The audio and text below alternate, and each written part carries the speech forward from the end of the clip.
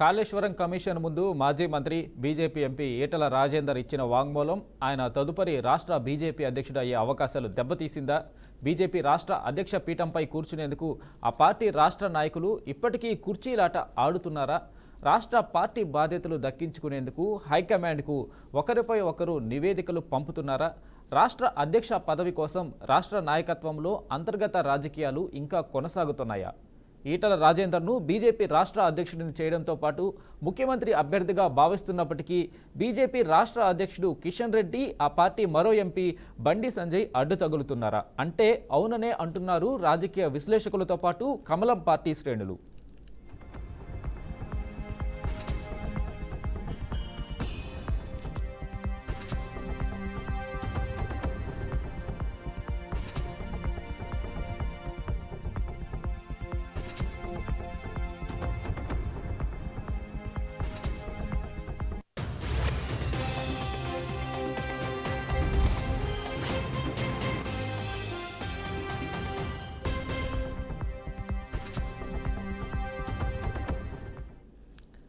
కాళేశ్వరం ప్రాజెక్టులో కేసీఆర్ కుటుంబం భారీగా అవినీతికి పాల్పడిందంటూ ఇన్నాళ్లుగా బీజేపీ అగ్రనాయకత్వంతో పాటు రాష్ట్ర పార్టీ నాయకత్వం విమర్శలు గుప్పిస్తూ వచ్చింది.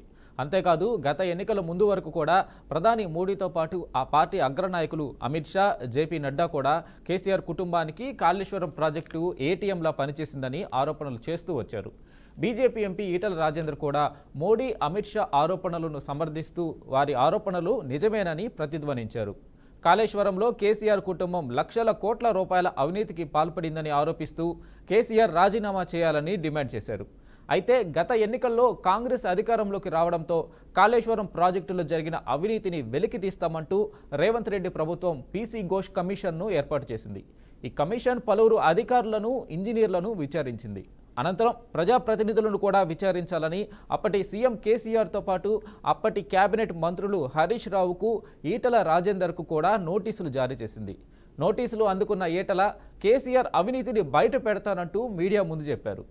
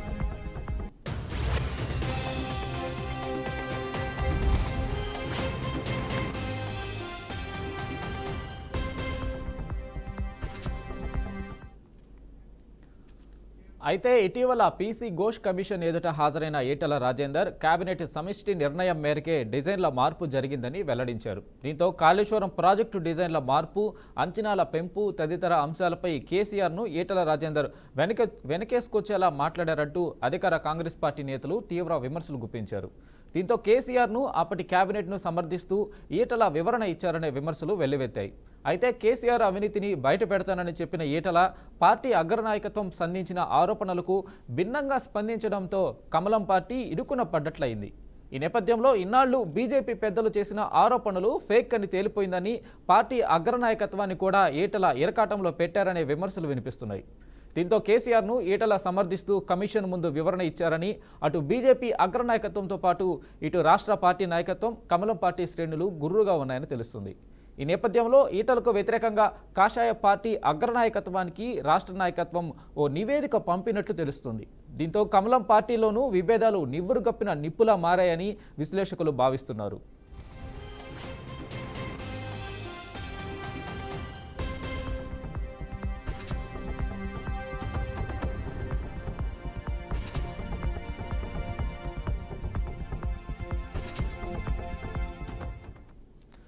ఇదిలా ఉంటే కాళేశ్వరం ప్రాజెక్టు నాటి సీఎం కేసీఆర్ కుటుంబానికి ఏటీఎంలా మారిందని ప్రధాని మోడీ, కేంద్ర హోంమంత్రి అమిత్ షా, పార్టీ జాతీయ అధ్యక్షుడు జేపీ నడ్డా గత ఎన్నికల ముందు ప్రచారం చేశారు. అయితే దానికి అనుగుణంగా కాళేశ్వరం కమిషన్ ఎదుట ఈటల మాట్లాడాల్సి ఉంది. అంతేకాకుండా కేసీఆర్ అవినీతి గురించి కూడా ఈటల పల్లెత్తు మాట అనకపోవడం పార్టీ అగ్రనాయకత్వానికి ఇబ్బందిగా మారింది. పార్టీ లైన్కు ఈటల కమిషన్ ఎదుట ఇచ్చిన వివరణకు సంబంధమే లేదని, కేబినెట్ నిర్ణయం మేరకే కాళేశ్వరం ప్రాజెక్టు నిర్మాణం జరిగిందని, టెక్నికల్ కమిటీ ప్రతిపాదనలకు అనుగుణంగానే డిజైన్లు మార్చామని ఈటల ఇచ్చిన వివరణ కేసీఆర్ను వెనకేసుకొచ్చేలా ఉందని బీజేపీ భావిస్తుంది. ఇవే అంశాలను పేర్కొంటూ ఈటల వ్యాఖ్యలు, పర్యవసనాలపై రాష్ట్ర పార్టీ ముఖ్యులు బీజేపీ అగ్రనాయకత్వానికి అంతర్గత నివేదిక పంపించారు. పార్టీ లైన్కు ఈటల కమిషన్ ఎదుట ఇచ్చిన వివరణకు సంబంధమే లేదని, కేబినెట్ నిర్ణయం మేరకే కాళేశ్వరం ప్రాజెక్టు నిర్మాణం జరిగిందని, టెక్నికల్ కమిటీ ప్రతిపాదనలకు అనుగుణంగానే డిజైన్లు మార్చామని ఇచ్చిన వివరణ కేసీఆర్ను వెనకేసుకొచ్చేలా ఉందని రాష్ట్ర నాయకత్వం పంపిన నివేదికలో పేర్కొన్నట్లు సమాచారం.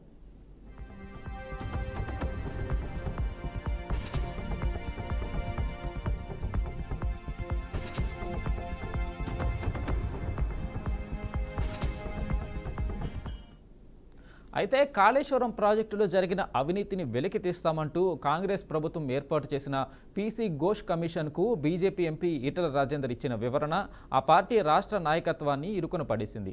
కేసీఆర్ను వెనకేసుకొచ్చేలా ఈటల మాట్లాడరనే భావన బీజేపీ నేతల్లో కలవరం రేపుతుంది. బీఆర్ఎస్ను దెబ్బ కొట్టేందుకు అంది వచ్చిన అవకాశాన్ని జారవిడుచుకున్నట్లు అయిందని పార్టీ ముఖ్య నేతలు అంతర్గత సమావేశాల్లో తమ అభిప్రాయం వ్యక్తం చేస్తున్నట్టు తెలుస్తుంది. కాళేశ్వరం ప్రాజెక్టులో కేసీఆర్ కుటుంబం భారీగా అవినీతికి పాల్పడిందంటూ ఇన్నాళ్లుగా పార్టీ నాయకత్వం సంధించిన ఆరోపణలకు భిన్నంగా ఈటల వాదన ఉందని పార్టీ నేతలు భావిస్తున్నట్లు సమాచారం. ఈ నేపథ్యంలో ఈటలకు వ్యతిరేకంగా అగ్రనాయకత్వానికి రాష్ట్ర నాయకత్వం పంపిన నివేదిక ఈటల రాజేందర్కు బీజేపీ రాష్ట్ర అధ్యక్షుడి కుర్చీని దూరం చేసినట్టేనని రాజకీయ విశ్లేషకులు భావిస్తున్నారు.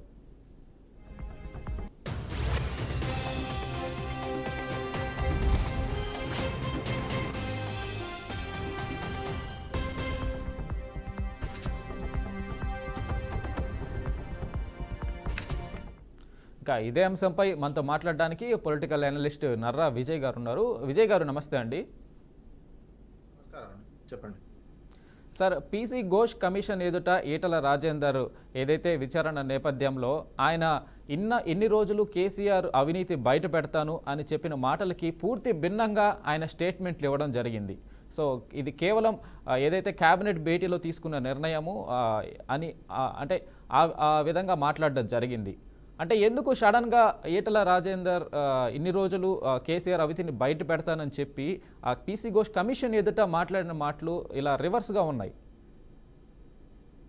చూడండి, అసలు వాస్తవానికి కాళేశ్వరానికి సంబంధించి ఎప్పటి నుంచో దాంట్లో జరిగింది ఏం లేదని పార్లమెంట్లోనే చెప్పారండి. పార్లమెంట్లో ఇప్పుడున్నటువంటి కాంగ్రెస్ పార్టీకి సంబంధించినటువంటి రేవంత్ రెడ్డి గారు, ఉత్తమ్ కుమార్ రెడ్డి గారు క్వశ్చన్ అడిగారు. అప్పుడు ఎంపీలుగా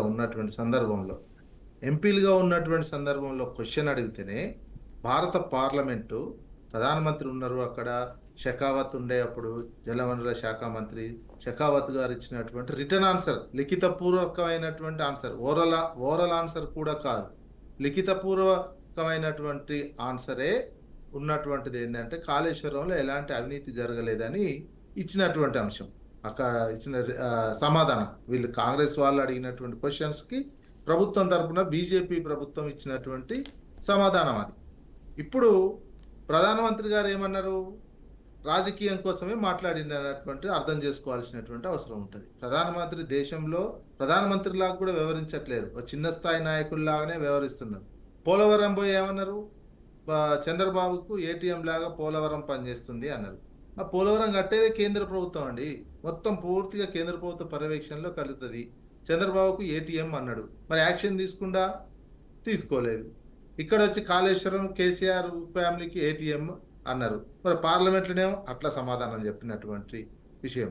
అంటే వీళ్ళు రాజకీయ అవసరంగా ఎట్లుంటే అట్లా మలుచుకుంటున్నారు కాళేశ్వరాన్ని తప్ప కాళేశ్వరానికి తెలంగాణకి ఎట్లా ఉపయోగపడుతుంది ఏంది అనే విషయాన్ని మాత్రం ఉన్నటువంటి రాజకీయ పార్టీలు కావచ్చు, కేంద్రంలో ఉన్న ప్రభుత్వం కావచ్చు, కాంగ్రెస్ కానీ ఆలోచిస్తలేదనేది చాలా క్లియర్గా అర్థమవుతున్నటువంటిది. క్యాబినెట్ నిర్ణయం ప్రకారమే కాళేశ్వరం కట్టాము అని చెప్పారు. అంతే చెప్పిన తర్వాత మరి ఇంకేముంటుంది? అవినీతి ఎక్కడ? అవినీతికి సంబంధించి పీసీ ఘోష్ కమిషన్ కూడా అవినీతి మీద ఎక్కడ విచారణ చేయట్లేదు. చివరికి అది టెక్నికల్గా పీసీ ఘోష్ కమిషన్ కూడా ఆఖరికి వచ్చింది. అసలు రాజకీయ నాయకులనే విచారించను అని చెప్పినటువంటిది పీసీ ఘోష్ కమిషన్. చిట్చాట్లో మీడియాలో కూడా వచ్చినటువంటిది. మా విచారణ అయిపోయింది, మన మే 23వ తారీఖు నాడే నివేదిక ఇచ్చేది ఉండే, ఈ రాజకీయ నాయకుల విచారణ లేదు అని కూడా అనౌన్స్ చేసినటువంటి వ్యక్తి. తర్వాత ఏం ఒత్తిళ్ళు వచ్చాయో ఏమో, మళ్ళీ దాని టైం పొడిగించుకొని 2 నెలలు తర్వాత ఈ రాజకీయ నాయకుల విచారణ. ఈ ముగ్గురు ఆర్థిక మంత్రిగా ఉన్నటువంటి అప్పుడు ఈటెల రాజేందర్, హరీష్ రావు గారికి కేసీఆర్ గారు నోటీస్ ఇచ్చి విచారణకు రమ్మన్నటువంటి అంశం. ఇది బీజేపీలో అంతర్గత సమస్య, ఇది కాదు. బీజేపీలో ముందు నుంచే అంతర్గత సమస్య ఉన్నాయి. అక్కడ అధ్యక్ష పదవికి సంబంధించినటువంటిది విపరీతమైనటువంటి పోటీ. ఈటెల రాజేందర్కు దక్కకుండా ఉండడానికి ఇది కాదు అసలు. ఆయన మొత్తము ఏ పార్టీ నుంచి వచ్చిండు, ఆయన బ్యాక్గ్రౌండ్ అది కమ్యూనిస్టు భావజాలంతో ఉన్నటువంటి వ్యక్తి. ఆర్ఎస్ఎస్ వాళ్ళు ఒప్పుకోవట్లేరు ఈయనని కావడానికి.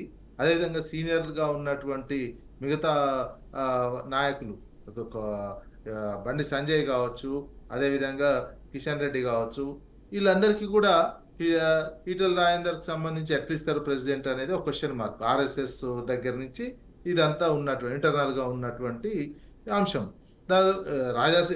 నిరంతరం బీజేపీలో, రాష్ట్ర బీజేపీలో కాంగ్రెస్ కంటే ఎక్కువ అంతర్గత తగాదాలు ఉన్నాయి. రాజాసింగ్ నిరంతరం పార్టీ అధ్యక్షుడిని విమర్శిస్తుంటే కూడా ఎలాంటి యాక్షన్ తీసుకోలేని పరిస్థితి బీజేపీ ఉన్నది. అంతర్గత కుమ్లాటలు ఆ పార్టీలే ఎక్కువ ఉన్నాయి, కానీ బయట మీడియా కానీ ఇంకేదైనా కానీ బయటికి ఇస్తలేనటువంటి సిచ్యువేషన్ కనిపిస్తుంది. ఇప్పుడు ఈ కాళేశ్వరానికి సంబంధించినటువంటి అంశం, ఇది తెలంగాణ కోణంలో చూడాలి. కాళేశ్వరం వాస్తవానికి రిపేర్ ఎక్కడైనా ప్రాజెక్టు కడుతున్నటువంటి సందర్భంలో ప్రకాశం బ్యారేజ్ కానించి చూసుకున్నా, ఆ తర్వాత నాగార్జున సాగర్ చూసినా, ఎక్కడ ప్రపంచవ్యాప్తంగా కూడా ఇట్లాంటి పెద్ద పెద్ద బ్రిడ్జిలే కావచ్చు, ఇది బ్యారేజీ, ఇది ఓన్లీ బ్యారేజీలో పార్ట్ కుంగినటువంటిది. దాన్ని రిపేర్ చేసే అవకాశం ఉంటుంది. ఆ రిపేర్ చేసి నీళ్ళు ఇచ్చే అవకాశం ఉన్నది, కానీ రిపేర్ చేయట్లేదు. రిపేర్ చేయాల్సినటువంటి ముందు మీ విచారణ, అవినీతి ఇంకేదైనా ఉంటే తర్వాత నిరూపించుకోండి, తర్వాత యాక్షన్ తీసుకోండి. ఎవరి మీద తప్పులు చేసినటువంటి వాళ్ళ మీద చర్యలు తీసుకోవాలి. కానీ తెలంగాణ ఈ పేరుతోటి తెలంగాణ నీటి వనరులను వేరే రాష్ట్రానికి అప్పగించే విధంగా తెలంగాణకు వినియోగించకుండా నీటి వనరులను తాత్సారం చేయడము జాతీయ పార్టీలుగా ఉన్నటువంటి కాంగ్రెస్ కావచ్చు, అదేవిధంగా బీజేపీ కావచ్చు, సరైన పద్ధతి కాదు. కంపల్సరీగా వాళ్ళు, ఎందుకంటే మీరు ఇంత ఉద్దేశపూర్వకంగానే తాత్సారం చేస్తున్నారు, లేట్ చేస్తున్నారు అనేది చాలా క్లియర్గా అర్థమవుతుంది. ఎందుకు? ఆంధ్రప్రదేశ్లో చంద్రబాబు నాయుడికి బనకచర్ల నీళ్లు ఇవ్వడం కోసం ఇక్కడ కడితే రైపేరియన్ రైట్ వస్తుంది, నీటి వాటాలు పెరుగుతాయి. రేపు ట్రిబ్యునల్ వేసినా ఇంకేది వచ్చినా తెలంగాణకు సంబంధించినటువంటి నీళ్లు బాగా వాడుకునే విధంగా ఇప్పుడు వాళ్ళు బనకచర్ల 80,000 కోట్ల రూపాయలకు సంబంధించి డిపిఆర్ తయారు చేస్తున్నారు. 40,000 కోట్ల రూపాయలు అప్పుడే కేంద్రము ఇవ్వడానికి సిద్ధమైంది. ఇంకో 40,000 కోట్ల రూపాయలు లోన్ల రూపాయన ఇస్తున్నటువంటిది. విజయ్ గారు, ఇక్కడ కాళేశ్వరం ప్రాజెక్టులో అవినీతి జరగడము అనేది కూడా పీసీ ఘోష్ కమిషన్ విచారణలో తేలుతుంది. కాకపోతే ఇక్కడ ప్రశ్న ఏంటి అనంటే, ఇన్ని రోజులు ఈటెల రాజేందర్ కేసీఆర్కి వ్యతిరేకంగా మాట్లాడి ఇక్కడ ఈ ప్రాజెక్టులో అవినీతి జరిగింది, కేసీఆర్ నిజస్వరూపం, కేసీఆర్ అవినీతిని బయట పెడతాను అని చెప్పి ఇన్ని రోజులు పలికిన ఈటెల రాజేందర్ ఇప్పుడెందుకు ఆయన మాట్లాడట్లేదు? ఇప్పుడెందుకు రివర్స్గా స్టేట్మెంట్ ఇవ్వాల్సిన అవసరం వచ్చింది? అంటే ఇది ఏ కోణంలో చూడాలి? అంటే బీఆర్ఎస్ పార్టీ ఏదైతే కల్వకుంట్ల కవిత ఆరోపిస్తున్నట్లు లోపల బీజేపీకి బీఆర్ఎస్కి ఏమైనా సంబంధం ఉందనుకోవాలా, లేకపోతే బీజేపీ పార్టీలోనే ఈయనకి ఈటెల రాజేందర్కి పొసగట్లేదు అనుకోవాలి? ఈ రెండు కోణాల్లో ఏ కోణంలో చూడాలి మనం? రాజకీయ కోణం అండి. వీళ్ళు బయట ఒకటి మాట్లాడుతున్నారు, అసలు జరిగిన ఇప్పుడు విచారణ కమిషన్ దగ్గరకు వచ్చినప్పుడు ఏం జరిగిందో అదే చెప్పాల్సిన పరిస్థితి వచ్చింది కదా. ఇప్పుడు బయట ఏమంటున్నారు, ఎలక్షన్లు అప్పుడు బదనాం చేయడానికో ఇంకేం చేయడానికో వీళ్ళు అవినీతి మేము నిరూపిస్తాం, అవినీతి చేశారు, ఇవన్నీ చేశారు అని అంటున్నారు. మరి అసలు కమిషన్ దగ్గరకు వచ్చినప్పుడు ఏంది అంటే మొత్తం అబద్ధాలు బయటనేమో అబద్ధాలు చెప్తున్నారు, వాస్తవానికి వచ్చేసరికి ఈటెల రాజేందర్ చెప్పడం కాదండి. ఈటెల రాజేందర్ కాదు, పార్లమెంటే చెప్పింది కదా. పార్లమెంట్లో షెకావత్ గారు రిటర్న్ ఆన్సర్, రాతపూర్వకమైనటువంటి సమాధానం టైప్ చేసి ఇచ్చినటువంటిది. కాళేశ్వరం మీద క్వశ్చన్ అడిగింది ఇదే రేవంత్ రెడ్డి గారు ఎంపీగా ఉన్నారు, ఇదే ఉత్తమ్ కుమార్ రెడ్డి గారు ఎంపీగా ఉన్నటువంటి సందర్భంలో వీళ్ళే అడిగారు క్వశ్చన్. ఈటల రాజేందర్ చెప్పింది ఏముందండి ఇక్కడ? ఇంకా పార్లమెంటే గొప్పది కదా ఈటల రాజేందర్ చెప్పిన దానికంటే. మరి షెకావత్తో చెప్పించినట్టు మోడీయే చెప్పించినట్టు కదా పార్లమెంట్లో. కాళేశ్వరంలో రిటర్న్గా కాళేశ్వరంలో ఎలాంటి అవినీతి జరగలేదు క్వశ్చన్ వీళ్ళు వేస్తే, కాంగ్రెస్ వాళ్ళు క్వశ్చన్ వేస్తే బీజేపీ వాళ్ళు చెప్పిన సమాధానం మరి దానికి అదే ఉన్నది. ఇక్కడ కూడా ఇప్పుడు వాస్తవం ఏంది, ఎక్కడైనా క్యాబినెట్ నిర్ణయం జరగంది ఏ పనులు జరగవండి. క్యాబినెట్ నిర్ణయం జరిగిందని చెప్పినటువంటి వ్యక్తి అంటే అక్కడ ఏమి జరగకున్నా జరిగిందని ఇన్ని రోజులు చెప్పిరని అనుకోవాలి. ప్రజలే అనుకోవాలి. ఇప్పుడు మీరు అడుగుతున్నారు కూడా అదే కదా. మీరు అక్కడ ఎందుకు అట్లా చెప్పిండు, ఇక్కడ ఎందుకు ఇట్లా చెప్తున్నట్టే ఇదే రీజను. బయట అంతకుముందు ఎలక్షన్స్ కావచ్చు, ఇంకేదైనా కావచ్చు, వ్యతిరేకత పెంచాలనే కావచ్చు ఒక పార్టీ మీద. రియాలిటీ లేదు. రియాలిటీలో అసలు కాడికి వస్తారు రియాలిటీ. పార్లమెంట్లో రియాలిటీ కనిపించింది, ఇక్కడ ఈటల రాజేందర్ రియాలిటీ కనిపించింది. మరి ఆ రకమైన మళ్ళీ అదే మోడీ కూడా చూడండి, బయటనేమో ఏటీఎం అంటాడు, పార్లమెంట్లోనేమో అవినీతి జరగలేదంట చెప్పిస్తాడు, ఆన్సర్ చెప్పిస్తాడు. మరి ఎట్లా ఇంత కాంట్రడిక్షన్? ఇప్పుడు మోడీ గారిని కూడా తప్పు పట్టాలి. అప్పుడు మోడీ గారిని కూడా ఈటల రాజేందర్ని తప్పు పడితే మోడీ గారిని కూడా తప్పు పట్టాలి, షెకావత్ని కూడా తప్పు పట్టాలి. మొత్తం తప్పు పట్టాల్సినటువంటి అవసరం ఉంటుంది. ఎందుకు? పార్లమెంటే గొప్పది కదా. ఇంకా రాజ్యాంగబద్ధమైనటువంటి పెద్ద పార్లమెంట్లోనే రాతపూర్వకమైనటువంటి సమాధానం ఇచ్చినటువంటి మోడీ గారు మరి ఈటల రాజేందర్ని పట్టుకొని వాళ్ళు ఏమంటారండి, వాళ్ళ పార్టీలో ఇదొక రీజన్ లాగా చెప్తారో ఏమో, వాళ్ళ హైకమాండ్ దగ్గర ఏమైనా చెప్పుకోవడానికి తప్ప వాళ్ళ సమస్యలు వేరే, అంతర్గత సమస్యలు వేరే. అందుకని చాలా క్లియర్గా కాళేశ్వరం గోష్ కమిషన్ టెక్నికల్ అంశాలే తేలుస్తుంది. అది ఎందుకు కుంగిపోయింది అని తేల్చి ఆఖరికి ఎస్సీ స్థాయికో ఒక సిఈ స్థాయి అధికారి మెయింటెనెన్స్ సరిగా చేయలేదు. భారతదేశంలో ఏ కమిషన్ లేచినా తేల్చింది ఏం లేదండి. ఇప్పటికి ఎన్నో కమిషన్లు వేసారు, చాలా కమిషన్, బాంబే అల్లర్లకు సంబంధించింది కావచ్చు, ఇంకేదైనా కావచ్చు, రకరకాల చంద్రబాబు మీద ఏలేరు కమిషన్, చంద్రబాబు మీద ఎన్నో కమిషన్లు వేసారు. ఒకటన్నా ఒక కమిషన్ తేల్చిందా చంద్రబాబు విషయంలో? రకరకాల కమిషన్లు భారతదేశంలో వేసిన కమిషన్లు ఏవైనా ఇట్లా మీడియాలో చర్చ కోసము కొంత ఆ టైంలో రాజకీయ అవసరాల కోసం వేసినటువంటి కమిషన్ లాగానే మిగిలిపోయిన చరిత్ర చూసినటువంటి సందర్భంలో ఏ ఒక్కటి కూడా నిర్దిష్టంగా తేల్చి శిక్షలు వేసినటువంటి, ప్లస్ ఇది శిక్ష వేసే కమిషన్ కూడా కాదు, ఇది ఓన్లీ విచారణ చేసి నివేదిక ప్రభుత్వానికి ఇస్తారు. ఇప్పుడు విద్యుత్ కమిషన్ అయిపోయింది కదా ఆల్రెడీ, విద్యుత్ కమిషన్ రిపోర్ట్ ఇచ్చింది లోకూర్ గారు. ఇంతవరకు ఏమైంది? ఆ కమిషన్ రిపోర్టే బయటికి రాలే, క్యాబినెట్కి ఇచ్చారు, ఇంతవరకు ఆ కమిషన్ ఆమోదించింది, తర్వాత ఏం యాక్షన్ తీసుకుంటారు ఏంది అనేది విద్యుత్ దాంట్లో తేలలే. అంటే భారతదేశంలో రాజకీయ కమిషన్లు కూడా రాజకీయ పరంగా ఉపయోగించుకునే విధంగానే ఉన్నాయి తప్ప రియాలిటీలో రియల్గా తప్పు ఏం జరిగింది ఎక్కడేంటి అని ఒకటి ఓ రకమైనటువంటి ప్రోటోకాల్ అయితే లేనటువంటిది. కమిషన్లు అంటేనే టైంపాస్ వ్యవహారం అనే విధంగా చాలా ఈజీగా ఇప్పుడు అర్థమవుతుంది. గతంలో ఇంత మీడియా లేకున్నటువంటి సిచ్యువేషను, ఇప్పుడు మీడియా ఇంకా విస్తృతమైనటువంటి సోషల్ మీడియా ఇదంతా వచ్చినటువంటి నేపథ్యంలో కమిషన్లు అనేవి ఒక టైంపాస్ వ్యవహారం లాగానే మిగిలిపోయే అవకాశం కనిపిస్తుంది చరిత్రలో. ఆ రకమైనటువంటి కమిషన్ లాగానే చూడాలి. ఇక్కడ రాజకీయ అవసరాల కోసం వేసినటువంటి కమిషన్ లాగానే చూడాల్సినటువంటి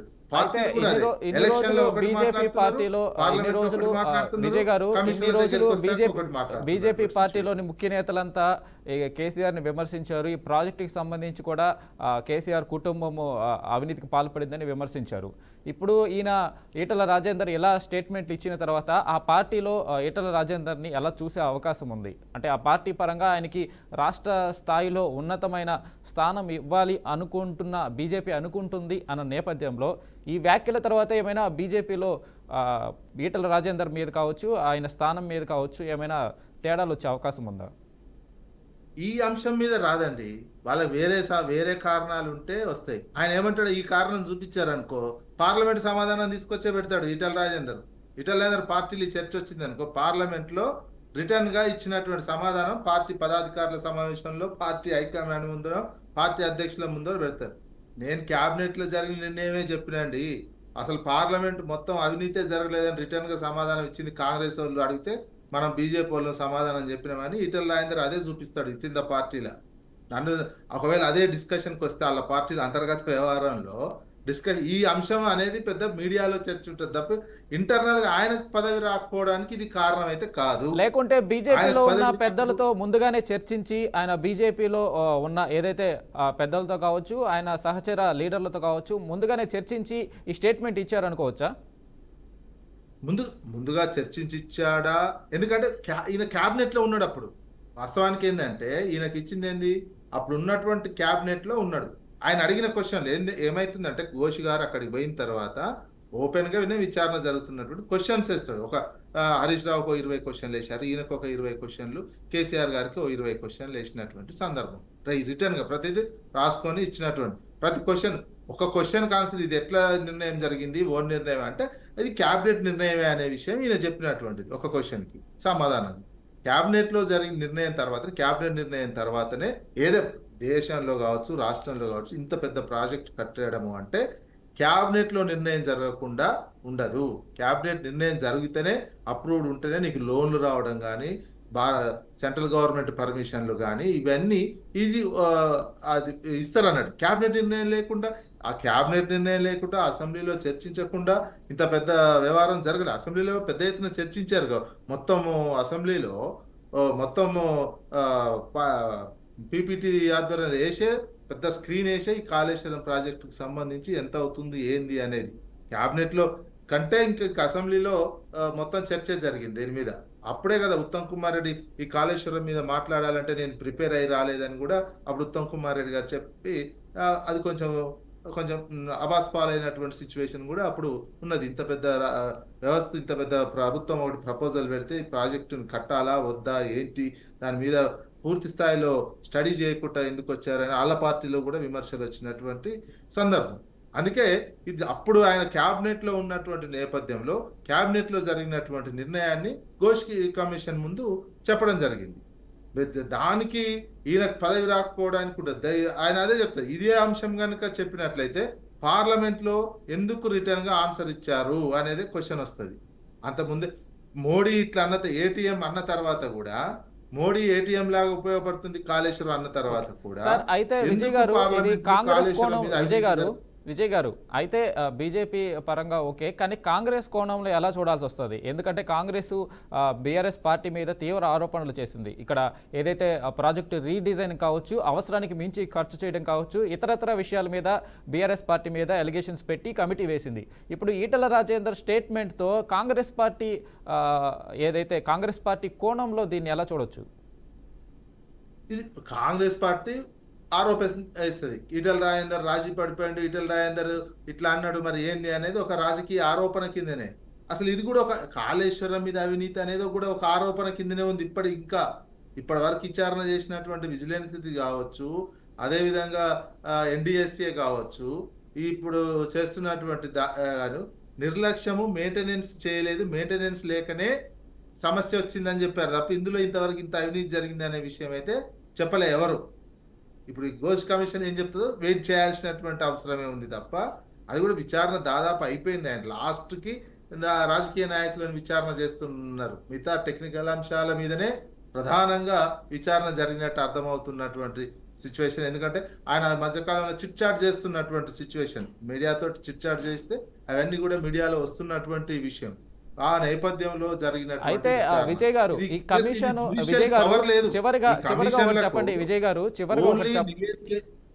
చివరిగా ఒకటి చెప్పండి.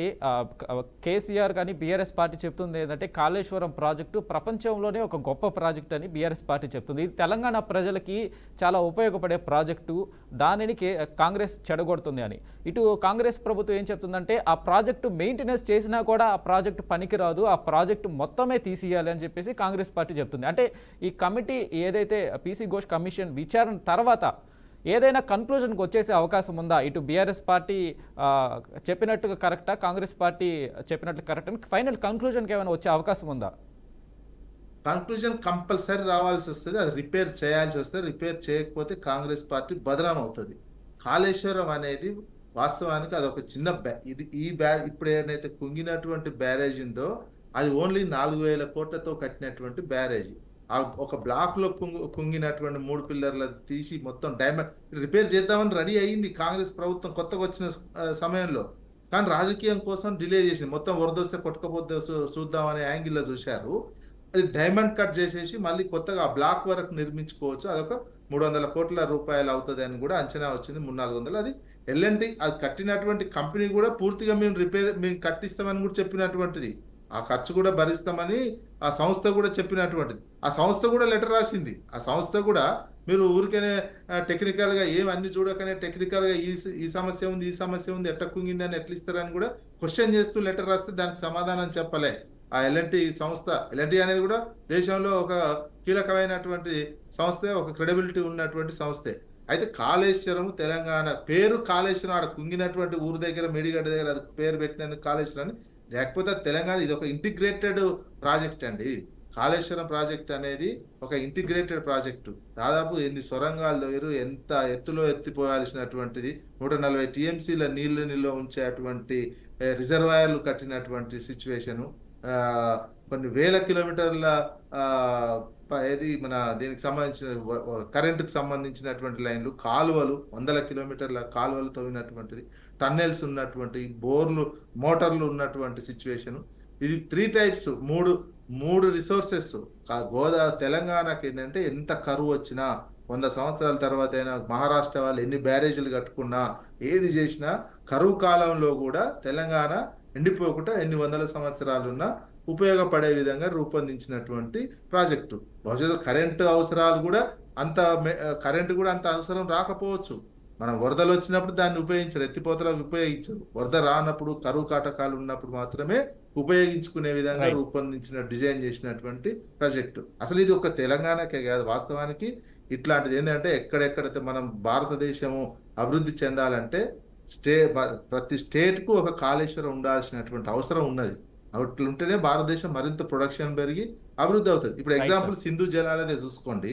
సింధు జలాలది మన ఏమైంది, ఆపేసినాం. పాకిస్తాన్కి సంబంధించినటువంటిది ఆపినాం. ఆపితే ఏం లాభం? నీళ్లు ఎక్కువ వరద వస్తే గేట్లు తెరవాల్సిన పరిస్థితి. మనం ఉపయోగించుకోలేము. ఎందుకు? మనం ఉపయోగించుకునే విధంగా దానికి సంబంధించినటువంటి ప్రాజెక్టు కట్టుకోలే. అది కూడా మొత్తం గుట్టలు, లోయలు ఉన్నటువంటిది. సేమ్ ఆడ కూడా కాళేశ్వరం సిస్టమే పెట్టాలి. ఎందుకు? టన్నెల్స్ తోమాలి, ఎత్తిపోయాల్సినటువంటి అవసరం ఉంటుంది. అవన్నీ కనుక చేసి పెట్టుకున్నట్లే దానికి ఒక 5-6 లక్షల కోట్ల ఖర్చు అవుతుంది ఆ సింధు జలాలకు సంబంధించి. అట్లాంటివన్నీ పెట్టుకోవాల్సి ఉండి 10-15 ఏళ్ళ అవి చేయలే. ఇప్పుడు సింధు జలాలు పాకిస్తాన్ కాపేస్తుంది అని ఒక స్టేట్మెంటే తప్ప తర్వాత ఏమైతుంది అంటే ఇప్పుడు వానాకాలం వచ్చి వరద వస్తే గేట్లు తెరవాల్సిన మనం యూజ్ చేసుకోలేని పరిస్థితిలో. విజయ్ గారు రైట్ అండి, సమయాభావం అయిపోయింది. థ్యాంక్ యూ అండి మీ విశ్లేషణ అందించినందుకు. Thank you sir. సో అయితే ఏదైతే పీసీ ఘోష్ కమిషన్ ఎదుట ఈటల రాజేందర్ ఏదైతే బీజేపీ పార్టీ నాయకులు కావచ్చు ఇన్ని రోజులు మాట్లాడిన దానికి భిన్నంగా ఆయన స్టేట్మెంట్ ఇచ్చిన తర్వాత ఆ పార్టీలో ఈటల రాజేందర్ కావచ్చు ఆ పార్టీ ఎలా స్పందిస్తుంది, కాంగ్రెస్ పార్టీ దీనికి ప్రతిస్పందన ఎలా ఉంటుంది అనేది కూడా ఆసక్తికరంగా మారింది. సో ఈ పీసీ ఘోష్ కమిషన్ విచారణ కంప్లీట్ అయ్యేంత వరకు కూడా ఇది కొంచెం సస్పెన్స్గానే సాగేలాగా కనిపిస్తూ ఉంది. సో ఇది ఇవాల్టి special in depth. Keep watching BRK.